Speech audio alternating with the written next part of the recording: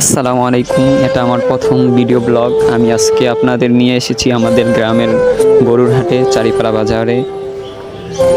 বাজারের চারপাশে মানুষের ভিড়, একদম জমজমাট পরিবেশ।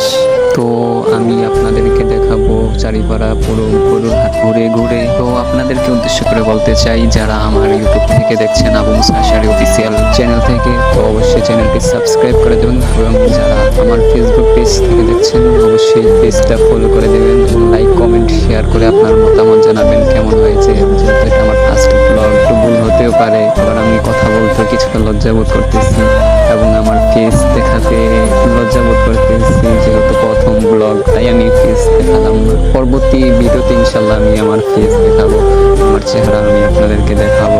অবশ্যই যারা আমাদের গ্রামের আছেন অবশ্যই আমাকে চিনেন। আমি আবু মুসা আশারী, এই গ্রামেরই সন্তান। তো অবশ্যই যারা আমাদের গ্রামের আছেন, এই ভিডিওটা আপনাদের কাছে গেলে আপনারা অবশ্যই এটা শেয়ার করবেন। আশা করি আপনাদের কাছে এই আশাটা করি। তো অবশ্যই আমার পাশে থাকবেন আপনারা সবসময় এবং আপনারা আমার জন্য দোয়া করবেন। তো আমি আপনাদেরকে দেখাচ্ছি ঘুরে ঘুরে চারিপাড়া বাজার, এই গরুর হাট। তো দেখতে থাকুন। তো আমরা জানি সবাই যে কোরবানিকে উদ্দেশ্য করে বিভিন্ন জায়গায় গরুর হাট বসে। কোরবানি শুধু এটা প্রথা না, এটা ইবাদত, এটা ত্যাগ, এটা ভালোবাসা, গোত্রের স্মৃতি। একটা কথা মনে পড়ে গেল, রাসূল করিম সাল্লাল্লাহু আলাইহি সাল্লাম বলেন, তোমরা কোরবানি করো কারণ এটা তোমাদের আদি পিতা হযরত ইব্রাহিম আলাইহিস সালামের সুন্নাত। মজার বিষয় হচ্ছে একটা, যে পুরো বাজার ঘুরে আমি একমাত্র ছাগল দেখতে পেলাম।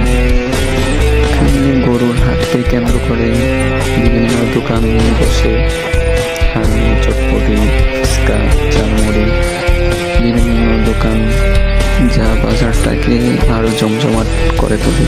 লাস্ট বলবো, ভিডিওটা ভালো লাগলে শেয়ার করে দিন।